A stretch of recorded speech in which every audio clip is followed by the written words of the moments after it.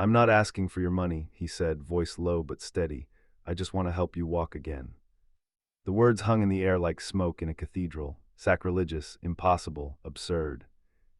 Tiffany Ward blinked once. Slowly, her manicured fingers froze around the crystal wine glass she'd been about to sip. The flickering candlelight in the private dining room of La Lumiere caught the diamond studs on her ears, reflecting a cold glint across her steel-gray eyes. Across from her, standing just beyond the velvet rope that separated guests from staff, was a man in a janitor uniform. He held a mop in one hand and wore an expression that was neither pleading nor timid, just sincere. She tilted her head, lips curling into a slow, disbelieving smile. "You want a what?" she said. The man stepped forward slightly, the mop now leaning against the wall. "I want to help you walk again." The soft instrumental music from the main restaurant outside faded into the background. Even the low hum of the city beyond the glass-paneled walls seemed to vanish. All that remained was the steady pulse of tension between them. Tiffany laughed, not politely, not kindly. She laughed the way only a woman with more power than mercy could, short, sharp, dismissive. "You're a janitor," she said, her words clipped and precise. "Do you offer spinal surgeries with floor wax and bleach now?" The man didn't flinch. "No, I offer something your doctors haven't." "And what would that be?" she asked, leaning back in her custom wheelchair, elegance wrapped in irony. "Mop-based miracles." The corner of his mouth twitched, but he stayed composed. "Perspective." She narrowed her eyes. "You've got 5 seconds to walk out of this room before I call security. I don't care how many floors you've mopped." "I've only mopped yours, actually," he replied. 3 nights a week for the last 8 months. That shut her up. Caleb Miller didn't blink. His brown eyes held her gaze, calm and relentless. Not invasive, not reverent, just real. "And in those 8 months," he continued, "I've seen more about you than your mirrors will ever admit." Tiffany raised her hand toward the call button at the edge of the table, the same button that summoned her private maitre d'. "You've got 3 seconds now." "You pretend not to feel your legs," Caleb said quietly before she could press it. "But they move when you're angry. Subtle, fast, you don't notice, but they move." Tiffany's finger froze over the button. He nodded slowly, like just now. "When I mentioned walking again, your left foot flinched. Reflexive, not imaginary." "I'm calling someone," she said, voice low and tight. "I'm not here to blackmail you." "No," she snapped, "you're here to insult me in my own silence. You think because you mop floors and notice something the so-called experts didn't, you get to play prophet. I think because I watched someone I love come back from a place darker than this, I know the way out." His voice softened. "Even if you don't want to see it yet." A flicker crossed her face so fast most would have missed it, but Caleb saw fear, not of him, not of danger, but of something far more terrifying: hope. "I don't want your hope," she whispered. "I know," he said gently, "but it's still yours whether you want it or not." Tiffany looked away for the first time, her gaze drifting toward the rain-streaked window. Outside, New York pulsed as usual, chaotic, fast, indifferent. Inside, everything had stilled. She set her wine glass down with a faint clink. "What's your name?" "Caleb," she nodded once. "And what exactly do you want in return for this unsolicited generosity?" He hesitated, then nothing. She laughed again, this time quieter, sadder. "There's always a price." "Not for me," he replied. "I already paid mine." Before she could ask what that meant, he reached into his back pocket and pulled out a small card, just his name and a number printed in clean, plain font. He walked forward, stopping just short of her table, and placed it gently beside her untouched dessert plate. "I'll be here until the end of the month. After that, I don't know, but if you ever decide to stop pretending, call me." He turned. "You know I could have you fired," she said behind him. Caleb paused but didn't look back. "I know." "Why would you risk that?" "Because someone once did the same for me," he said, "and it saved my life."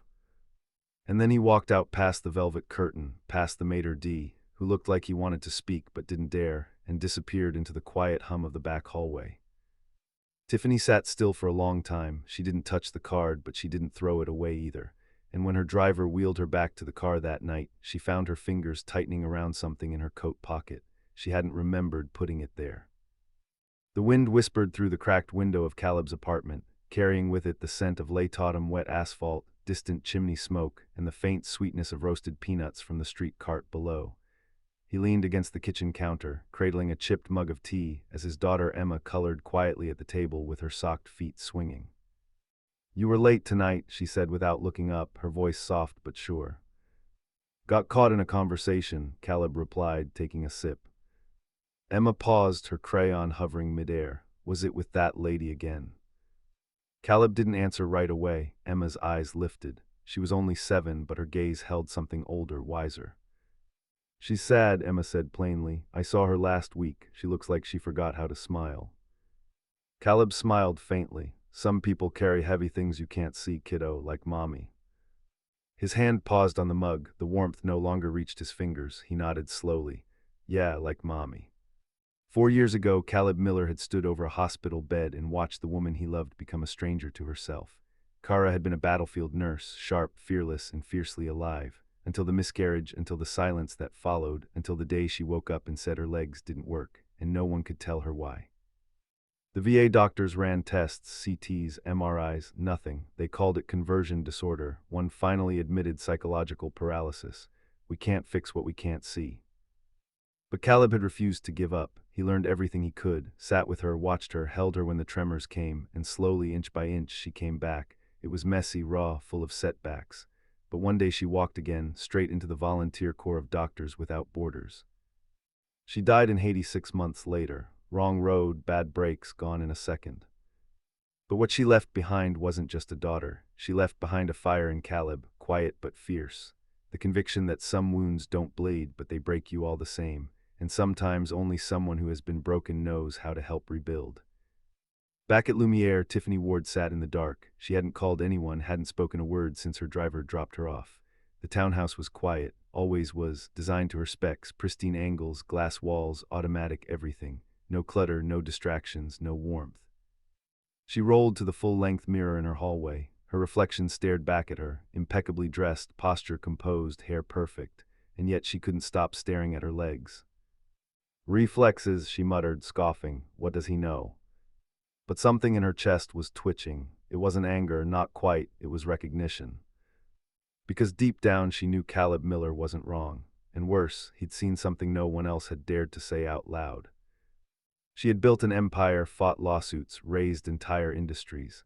But the moment he looked at her, not as a broken woman, but as someone still capable of wholeness, it shook her more than she could explain.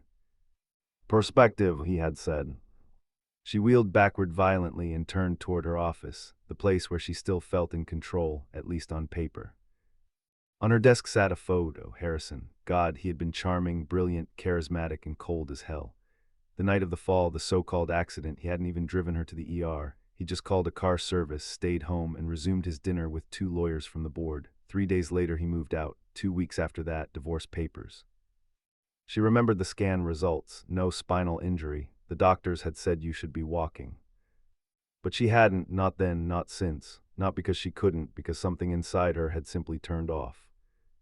2 days later, Caleb was back on shift. He pushed his mop bucket across the marble floor of the main dining hall, earbuds in but no music playing.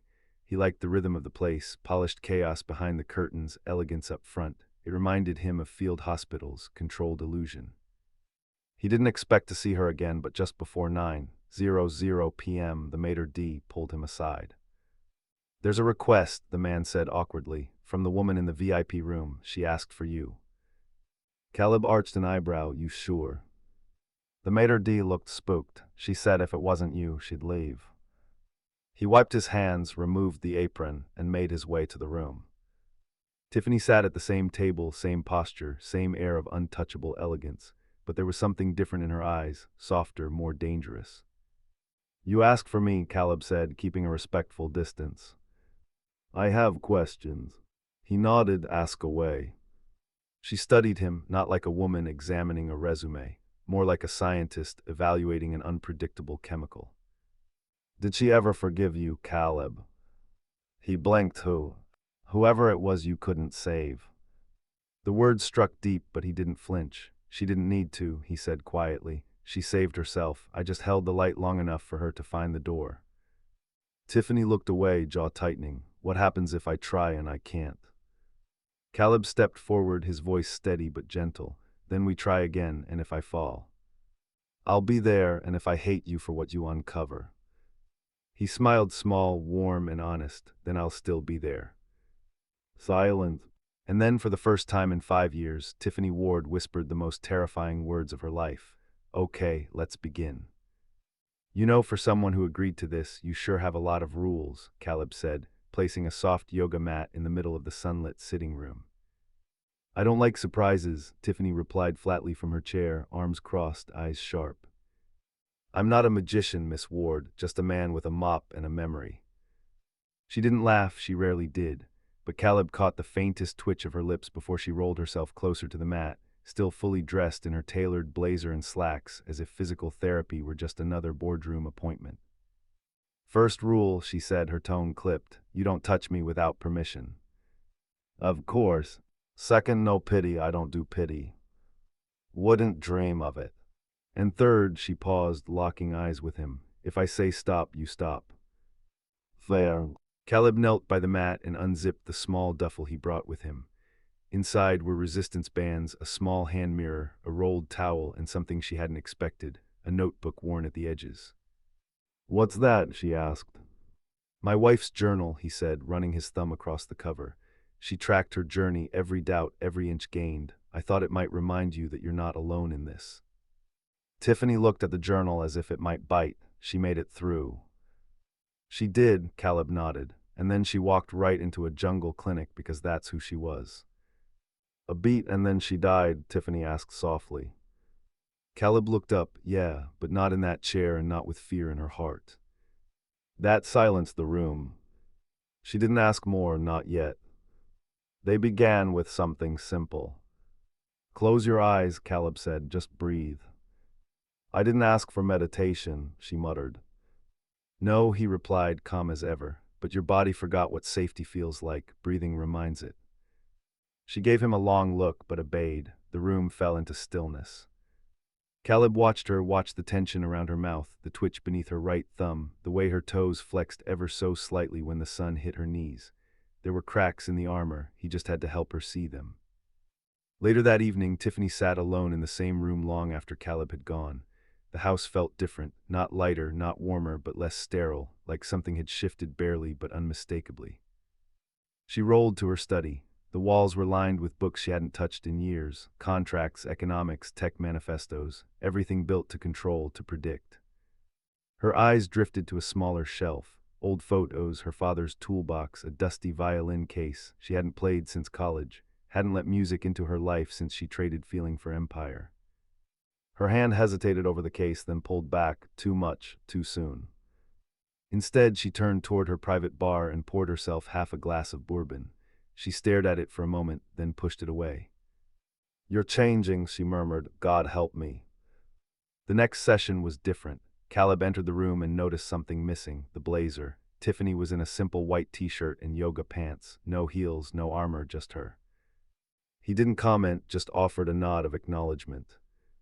They began again, controlled breathing, light movement, mirror work. Why the mirror, she asked. So you can see yourself hailing, he said. I hate mirrors. Then maybe that's where we start. They sat in silence a while, then Tiffany broke it. You want to know what happened? Calb looked up, surprised. Only if you want to tell me. She stared at her own reflection, fingers gripping the arms of the wheelchair. I didn't fall, she said. Calb didn't speak. I jumped, silence again. I didn't want to die, she clarified, voice barely above a whisper. I just wanted him to stop looking at me like I was furniture. Your husband. She nodded once. He loved the company, loved the spotlight, but me, her jaw clenched. I was just background, beautiful, profitable, replaceable, and after the jump he didn't even come to the hospital, just sent flowers and a lawyer. Caleb's hands rested quietly on his knees. That's not your shame to carry. She laughed bitterly. Try telling that to the voice in my head for the past 5 years. He leaned in slightly. Tiffany, he said, his voice low, firm, and tender. You didn't lose your legs, you surrendered them. Her eyes flared. But that means you can take them back. Later that night, Tiffany sat at her grand piano. She hadn't touched it since the week before the fall. The keys were dusted, clean, but untouched. She stared at them like they might burn her fingers. Then slowly she pressed one, a single note, then another and another. The sound trembled through the house, echoing down hallways, brushing past marble, glass, steel. And when she closed her eyes, she didn't see the chair. She saw herself at 19, barefoot, laughing, playing the piano in her college dorm room while her roommate sang off key beside her. She saw life unfiltered, uncontrolled, alive. And for the first time in years, she didn't feel broken. She just felt unfinished. The park was nearly empty that morning, blanketed in a soft mist that blurred the trees like watercolors. Autumn had begun to scatter its colors across the pathways, burnt orange, golden yellow, and the muted rust of tired leaves ready to let go. Tiffany Ward sat alone near the duck pond, her chair parked under a crooked elm. The cold didn't bother her. She wore it like armor, a thick wool coat, gloves she hadn't needed, and sunglasses though there was no sun. She told her assistant she needed air. She didn't say she was hoping to see him. On the far end of the park, Caleb Miller jogged up the hill. Emma bounced beside him, one hand gripping his hoodie, the other dragging a beat-up doll named Lucy. Emma had begged for a morning walk before school. "Just 10 minutes, Daddy. I want to give Lucy some fresh air." He chuckled. "She's a doll. She's a doll who gets cold feet." "That's not how feet work." Emma tilted her head. "You fix people's feelings, but you still don't get dolls." He laughed loud and free. It was that laugh Tiffany heard first. She didn't turn, didn't need to. She recognized that voice now. It had been haunting her sleep since the night he said, "Then we try again." Caleb spotted her first. He slowed, not wanting to intrude, but Emma had already dashed forward, Lucy in hand.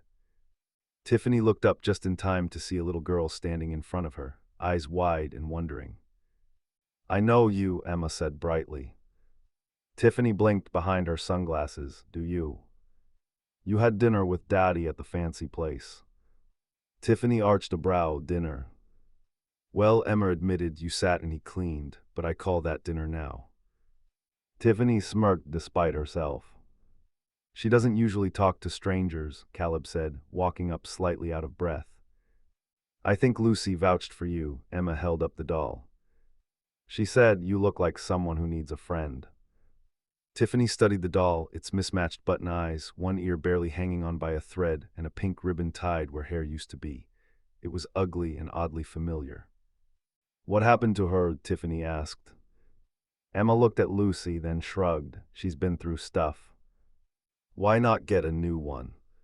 Emma frowned like the suggestion was offensive. "Because this one knows my secrets." Tiffany stared at the child for a long moment, then reached out hesitantly. "May I?" Emma handed Lucy over solemnly. Tiffany held the doll in her gloved hands like it was made of glass. "You fixed her," she said quietly, pointing at the sewn ear and the patched-up belly. "I didn't want her to feel left out just 'cause she's broken," Emma said. "Broken things are still people." Caleb watched in silence, his chest tightening. Tiffany's voice was barely a whisper. "Who told you that?" Emma shrugged again. "Mommy used to say it." That hit hard enough to knock the breath from Caleb. He hadn't told Emma much about Kara's illness, only that Mommy had a very sad heart that took time to heal, and apparently his little girl had listened more than he realized. Tiffany gave the doll back gently. "Do you want her to keep you company for a while?" Emma asked. "What?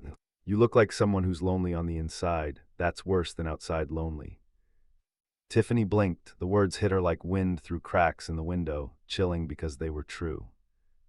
I don't know what to say." "You don't have to," Emma said. "Lucy doesn't talk much either. That's why they get along."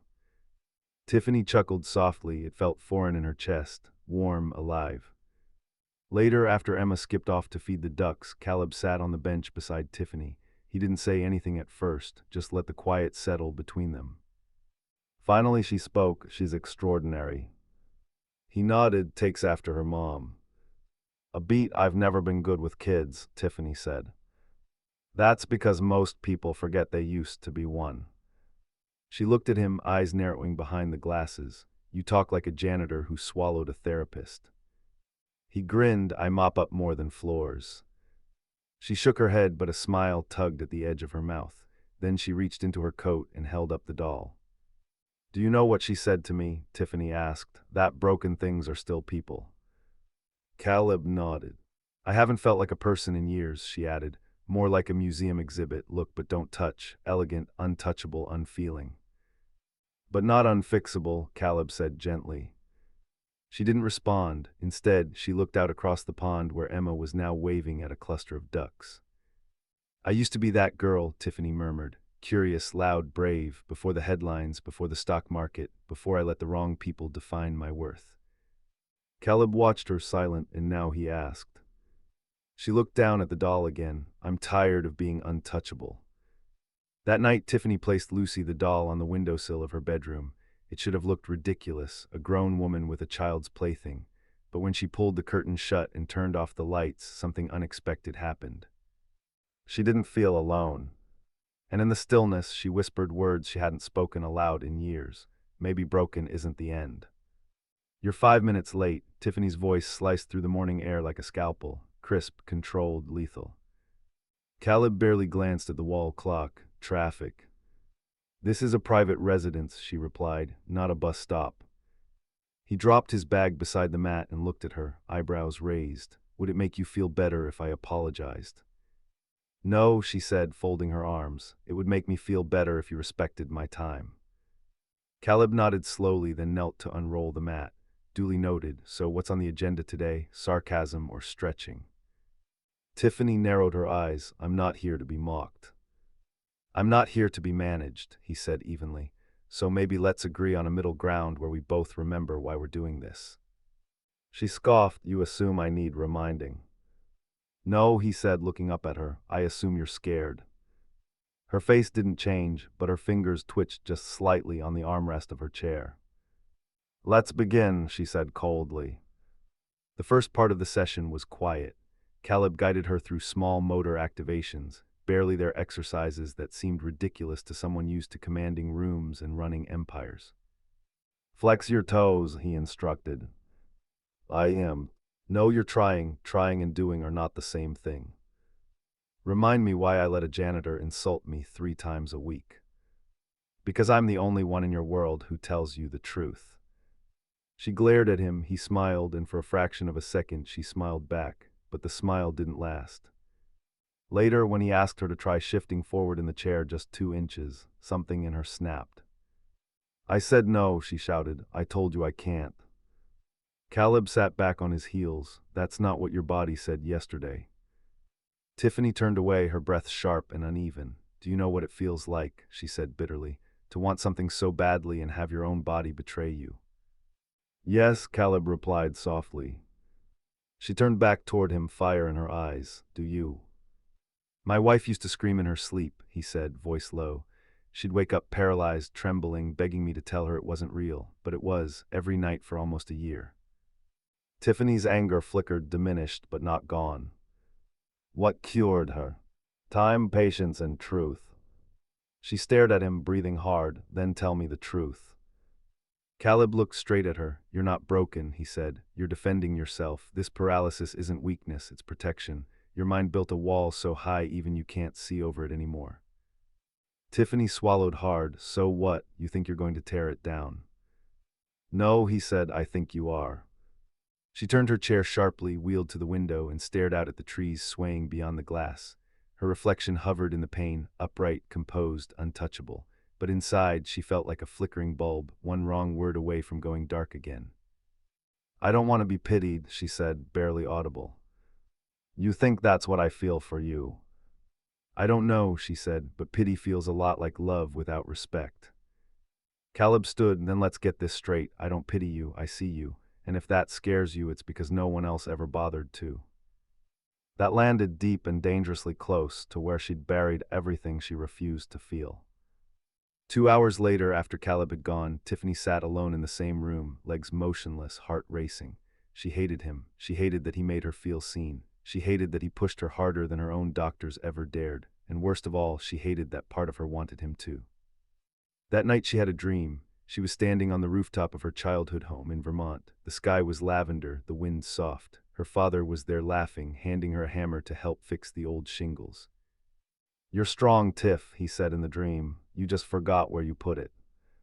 She woke up sweating and crying, and for the first time in years, without knowing exactly why, she whispered into the dark, Don't give up on me. The next morning, Caleb showed up 15 minutes early.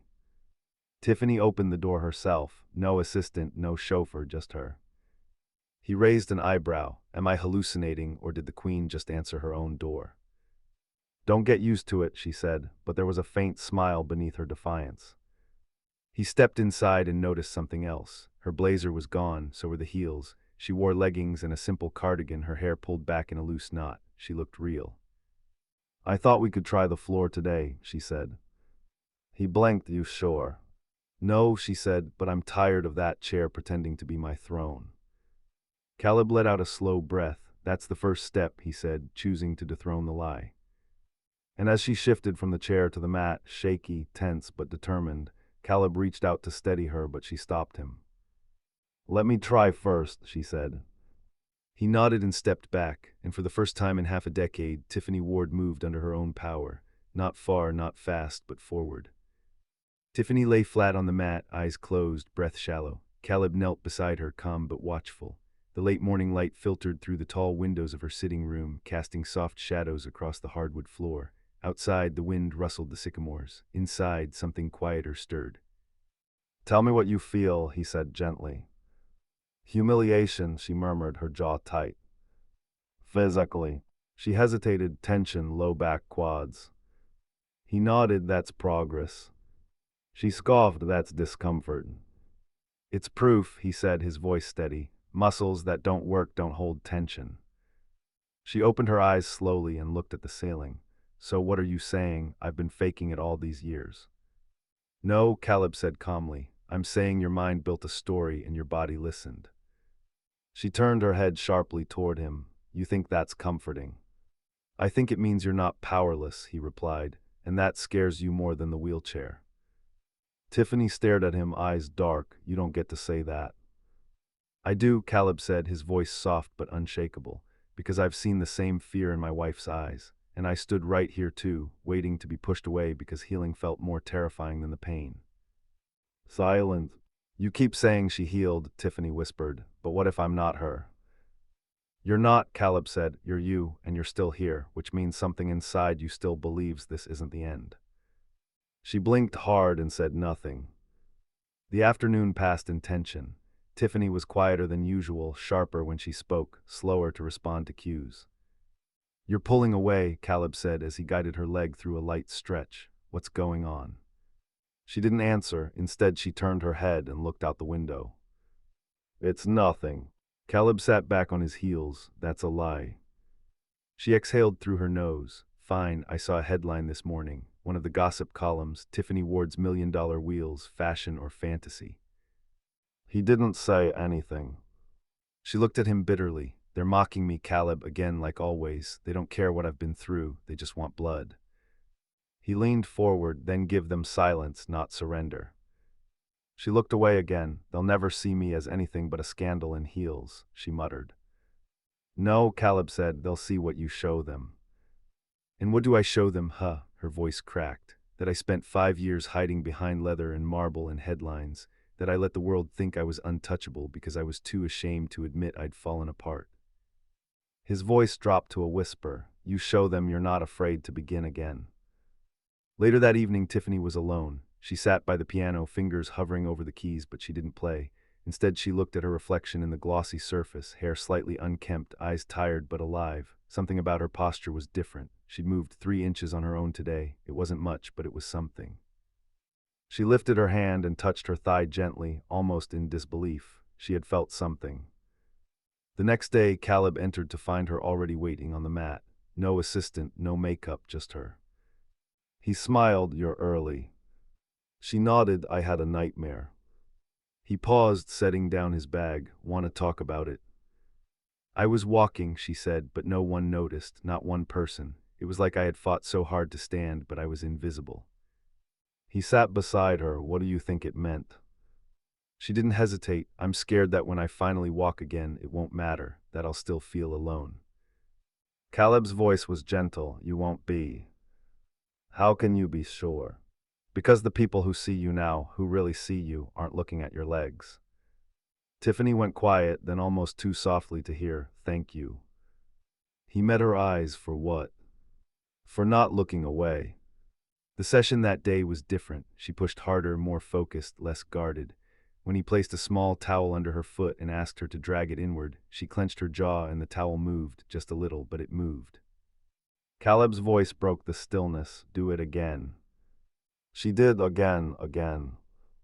By the fourth time, her breath was shaky, her eyes damp. I didn't think I could, she whispered. I did, he replied. She looked at him. There was something new in her expression, raw and unmasked, like a woman who had just rediscovered a part of herself she thought was dead. I haven't felt my body fight for me in years, she said. It's like it remembered me. He nodded because you finally gave it permission. That night she opened a drawer in her closet and pulled out an old photograph, her and her father. He was laughing, arm around her shoulders, a tool belt slung across his waist. She was barefoot, wearing paint-stained overalls and no makeup, smiling like she had the whole world in her hands. She touched the image gently and whispered, I'm still in here. But just as the light began to return, something darker stirred in the background. A message lit up her phone from an unknown number. You think this makes you a hero? You're still a fraud, Tiffany. Some things don't deserve second chances. She stared at the message and suddenly her legs felt heavy again, like chains.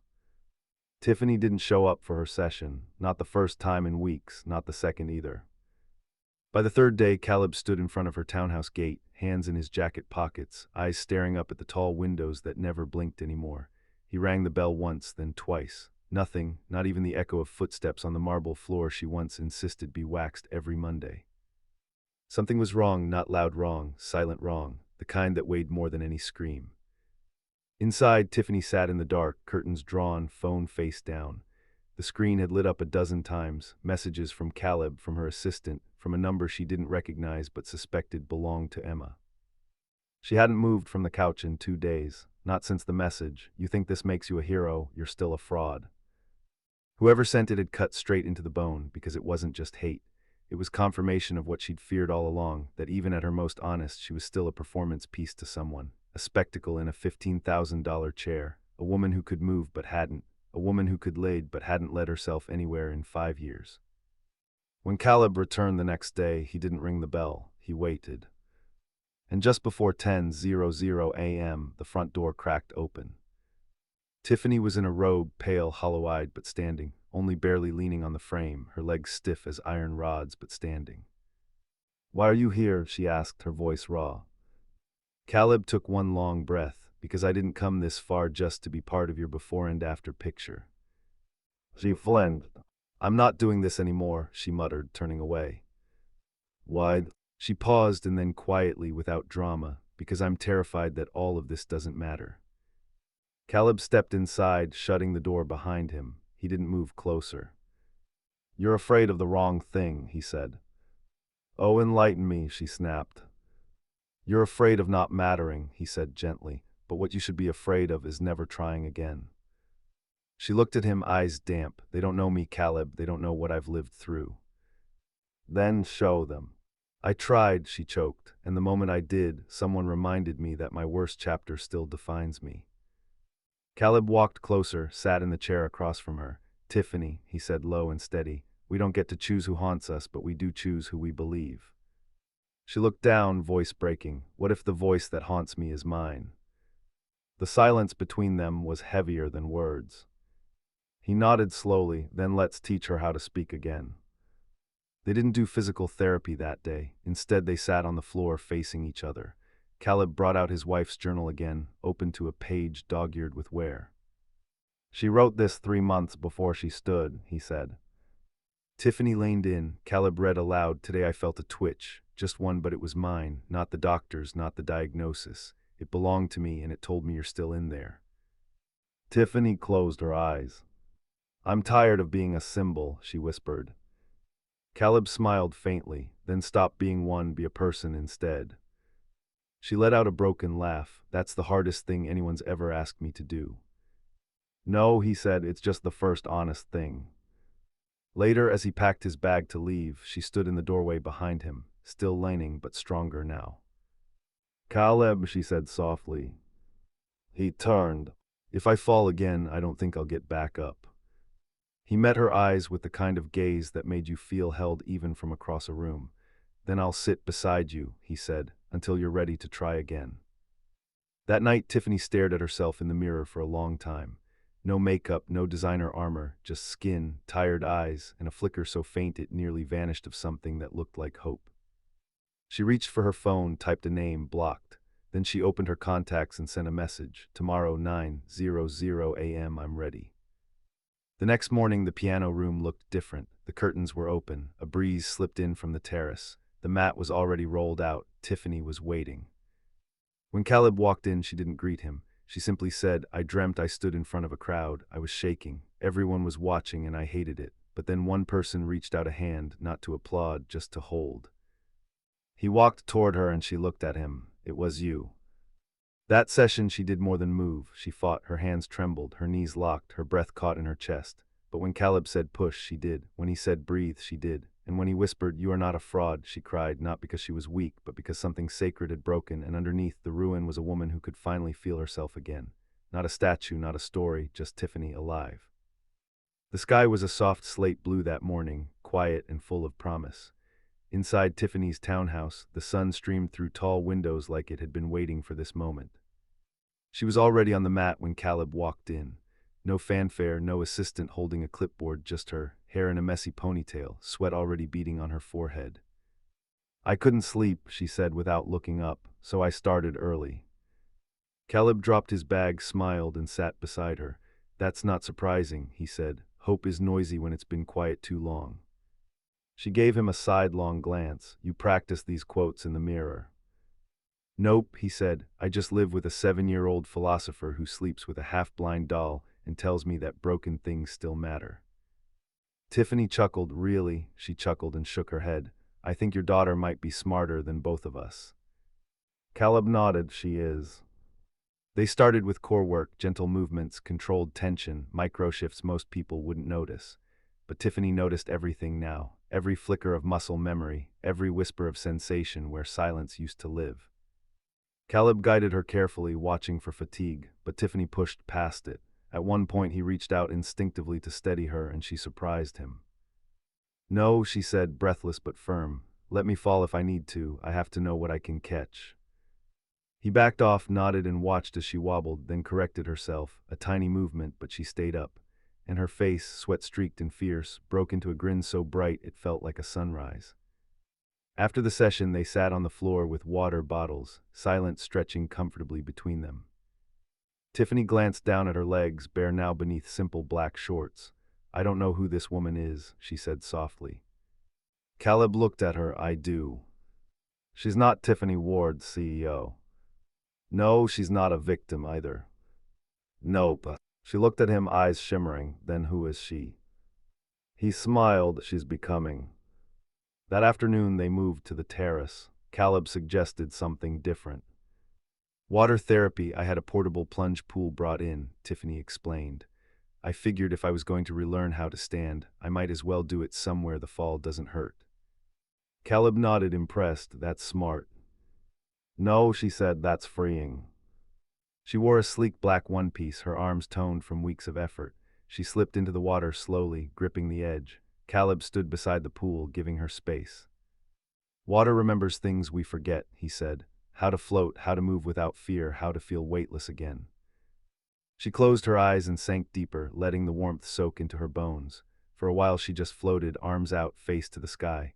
Then she began to kick gently, then stronger. Her legs moved freely, gracefully, like they'd been waiting for permission. You see that, Caleb said. Tiffany laughed. I think I'm swimming. You are. She kicked again, stronger this time. Tears welled in her eyes, but she didn't wipe them away.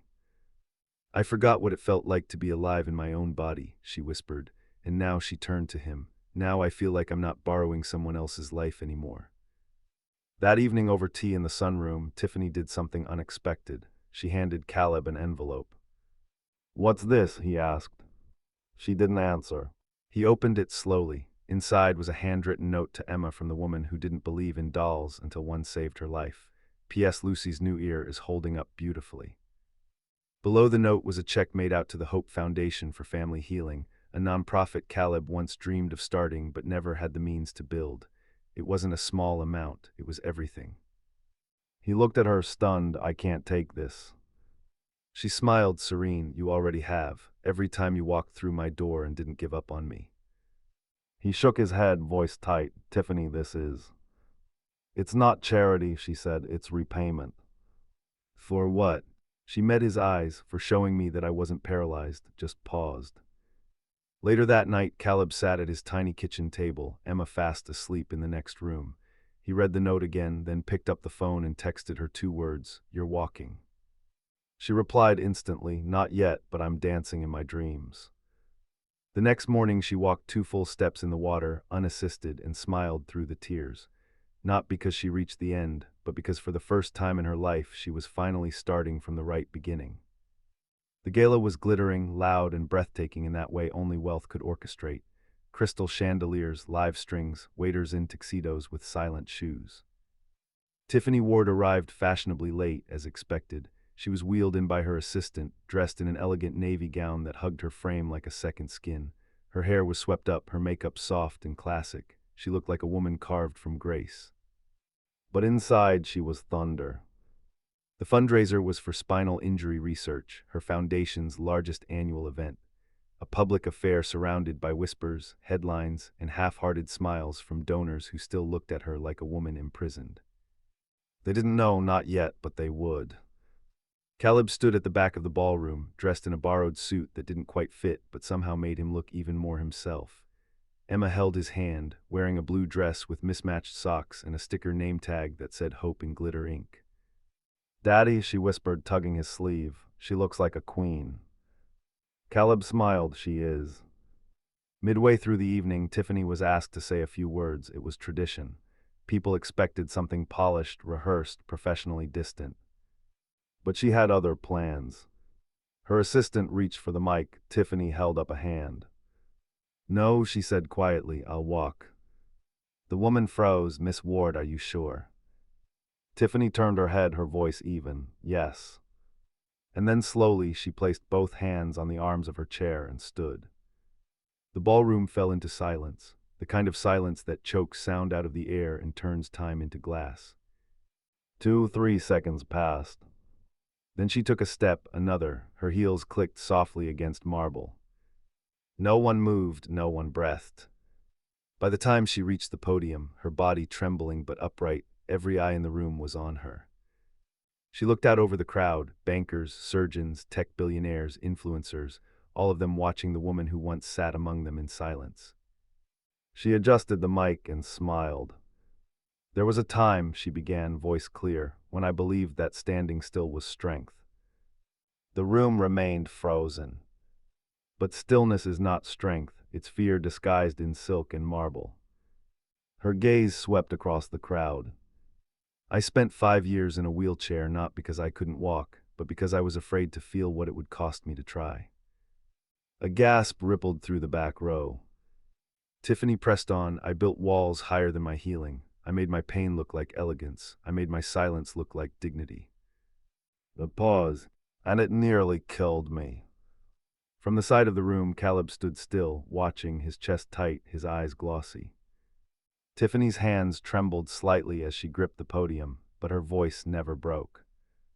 "Tonight I'm not here as a donor or a CEO or a survivor. I'm here as a woman who finally remembered her own name, not the one on the headlines, but the one whispered back to her in moments of stillness, the one only hope knows how to say." She took a breath. "And if I may leave you with anything tonight, it's this: healing doesn't ask for permission. It only asks for one brave, foolish moment when you choose to try." The room exploded, applause like thunder, tears, standing ovations. But Tiffany didn't hear any of it. She was looking at Emma, beaming with both hands in the air, and at Caleb, who mouthed, "You did it." She nodded. "We did." After the gala, in the quiet of the empty terrace, Tiffany pulled off her heels and sat on the edge of the stone ledge, legs dangling. Caleb joined her, handing her a cup of tea. "You're full of surprises," he said. She smirked. "You're full of metaphors. Guess we're even." They sat for a while without speaking. Then Tiffany turned to him, something new in her expression, unshielded, soft. "You know what the scariest part of tonight was?" she asked. "What?" "That after all the years, all the pain, it worked." Caleb's voice was quiet. You mean you worked? She exhaled and then asked just above a whisper, can I tell you something I haven't said in a very long time? He turned to her, anything. She leaned her head against his shoulder, and for the first time since her fall, let someone hold the weight she no longer wanted to carry alone. I'm tired of standing alone. 3 days after the gala, the video had gone viral. The moment Tiffany Ward stood, the way the room fell silent, her voice measured, trembling, unflinchingly honest. It wasn't just a speech, it was a resurrection. Every major news outlet picked it up. From wheelchair to warrior, Tiffany Ward's stand stuns the world. CEO or survivor, Tiffany Ward redefines both, healing caught on camera. But for Tiffany, none of it mattered like the quiet that followed. She sat in her sunroom with bare feet tucked under her, wearing no makeup and sipping coffee from a chipped mug she hadn't used since grad school. The world was buzzing, her inbox overflowing, her foundation receiving record donations. But her eyes weren't on the headlines. They were on a message from her mother. You stood taller than I've ever seen you, and you didn't even need heels. I'm proud of the daughter I once feared I lost. Tiffany stared at the words, blinked once, and let them soak into the spaces therapy never reached. Later that afternoon, she met Caleb at a small nonprofit clinic he'd been volunteering with, the Hope Center, now operating out of a borrowed church basement until their new building was finished. You're early, he said as she walked in, a cane in her hand, not for dependence but for rhythm. I'm learning, she replied, to stop making the world wait on me. He smiled, still dramatic though. Old habits, she smirked. They walked through the space together, bare floors, scuffed chairs, paint peeling from the ceiling. But there was light in the corners and warmth in the walls, a kind of purpose that couldn't be bought. Caleb showed her a room where a teen girl in a neck brace was laughing with a nurse over a puzzle. She hasn't smiled in a week, he said softly, until now. Tiffany looked around. What would it cost, she asked, to build something permanent? He raised a brow. More than a viral moment. She turned to face him. Then it's a good thing I'm no longer living in moments. That evening, Tiffany appeared on a nationally syndicated talk show. It was a soft chair and hard questions kind of interview. The host lined in, people are calling this a miracle. Would you? Tiffany smiled faintly. I'd call it something harder than a miracle. I'd call it work. Applause. But you were told you'd never walk again. How did you find the strength? Her answer was quiet but firm. The strength wasn't in my legs. It was in letting someone see me when I was too ashamed to see myself. A pause. And who was that someone? She looked straight at the camera. A janitor with calloused hands, a grieving heart, and more wisdom than every specialist I'd ever hired combined. The clip racked up over 20 million views in 2 days, not because it was dramatic, but because it was true. And in a world full of curated perfection, truth always cuts through. On a cool Saturday morning, Tiffany visited a local elementary school where Emma's class was hosting a community day. Caleb hadn't told her Emma had invited her personally with a hand-drawn card that read, "You're my walking hero." Tiffany laughed when she saw it. Now standing by the bake sale table, she felt awkward in a way she hadn't since college. This is where your fame brought you, Caleb teased, handing her a cupcake. I was promised luxury. Instead, I got lemon poppy seed. Emma ran up with Lucy, the doll clutched in her arms. Miss Tiffany, can I show you my project? Tiffany knelt down slowly, no wheelchair, no assistant, and smiled at her. Lead the way. Inside, taped to the wall, was a drawing of a stick figure standing up from a chair. Above it, in crooked handwriting, were the words, "Sometimes heroes don't wear capes, they wear courage." Tiffany blinked and hugged Emma before the tears could reach her mouth. As the event wound down, Tiffany and Caleb walked the empty sidewalk back to his car. The sun was setting, painting the sky in soft fire. Do you regret it? He asked suddenly. The speech, the spotlight. She shook her head. No, I regret staying silent for so long. Caleb nodded. You've changed a lot. She smiled. I've just stopped hiding. They reached the car, but neither got in. Instead, Tiffany turned to him, serious now. I never said thank you. You don't have to. I do, she insisted. Not just for what you helped me do, but for who you reminded me I still was. She stepped closer. And Caleb, she whispered, I don't want to walk alone anymore. His breath caught. You sure? She nodded, her voice steady. because for the first time in my life, I know exactly where I'm going." And without another word, she leaned forward, no rush, no fear, and kissed him. It wasn't a spark, it was a sunrise, something quiet, steady, warm, something that said, "This is how new stories begin." The grand opening of the Hope Center drew a crowd that surprised everyone, especially Caleb. He stood at the edge of the parking lot watching car after car pull in, volunteers rushing to direct people, media vans unloading, and children tugging at their parents' hands toward the entrance. "Half the town's here," he murmured. "Half the state, maybe," Tiffany said from beside him. She was radiant in a simple ivory blouse, walking confidently with no cane, her hair loose and glowing in the morning sun. Caleb looked at her. "You nervous?" She smiled. "I used to be scared of the silence in a room. Now I just listen for the heartbeat." He chuckled. "You always talk like a poet at 9 a.m. "Only on the days that matter," she said softly, "and this one does." Inside, the new center pulsed with life. The air smelled of fresh paint and hope. Colorful murals lined the walls. One, drawn by local children, showed a little girl holding hands with a woman rising from a wheelchair. Beneath it, a quote in bold letters read, "Healing isn't about returning to who you were. It's about becoming who you were meant to be." Emma had picked the quote. Tiffany had painted it herself. Caleb stood near the ribbon with her now, holding the ceremonial scissors. "Ready?" he asked. She nodded, but before he cut, she touched his hand gently. "Wait." Tiffany stepped forward and took the mic, her voice steady, eyes clear. "Before we open these doors, I just want to say something simple and true." She paused. "This center doesn't exist because of donations or media coverage. It exists because a man who mopped floors believed in something louder than silence and gave it a name." The crowd stilled. "He gave it hope." Caleb's jaw tightened, his eyes suddenly glassy. "And he didn't do it to be noticed. He did it because that's what love does, quietly, without asking for applause." She turned to him. "Caleb Miller, you didn't just help me walk, you helped me live." The scissors dropped to the ribbon with a soft clatter. Caleb reached for her hand, and together they pulled the doors open. Children ran in first, families followed, reporters snapped photos. Somewhere in the background, someone started playing an old piano they'd salvaged from a closed-down rec center. And just outside the main hall on the balcony that overlooked the city, Tiffany found herself standing alone until Caleb joined her. "Nice speech," he said quietly. "Thanks," she replied. "I winged it." They stood in silence for a moment, the wind lifting her hair, the sound of children laughing echoing through the halls. Then Tiffany turned to him, her eyes soft and shimmering. "You know, the first time I saw you, I thought you were just a janitor." Caleb raised an eyebrow. "I was."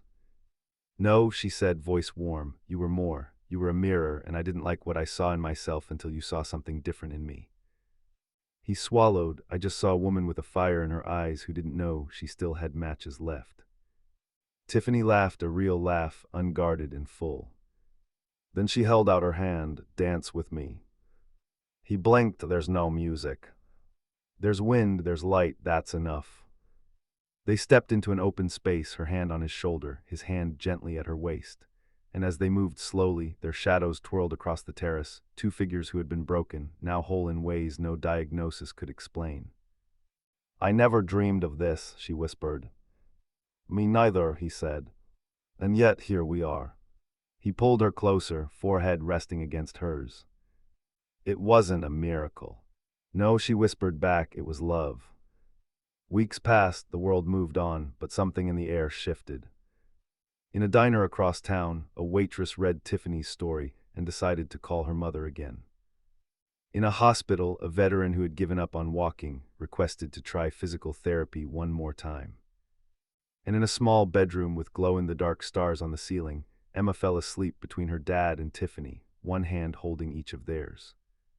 Caleb looked over at her and whispered, "She's going to be all right." Tiffany smiled in the dark. "She already is, and so are we."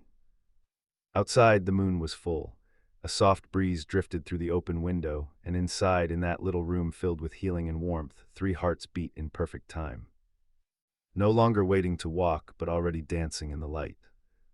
If this story touched your heart, take a moment to breathe it in, because sometimes it only takes one kind gesture, one unexpected encounter to change a life forever. Where are you watching from? We'd love to know where in the world you're tuning in from. Drop your city or country in the comments below. Your stories matter too. And if you enjoy meaningful tales like this, stories that heal, inspire, and remind us of the goodness in people, make sure to subscribe and turn on notifications so you never miss the next one. Thank you for spending your time with us. Your presence means more than you know. Until next time, stay kind, stay hopeful, and remember, love can rewrite any ending.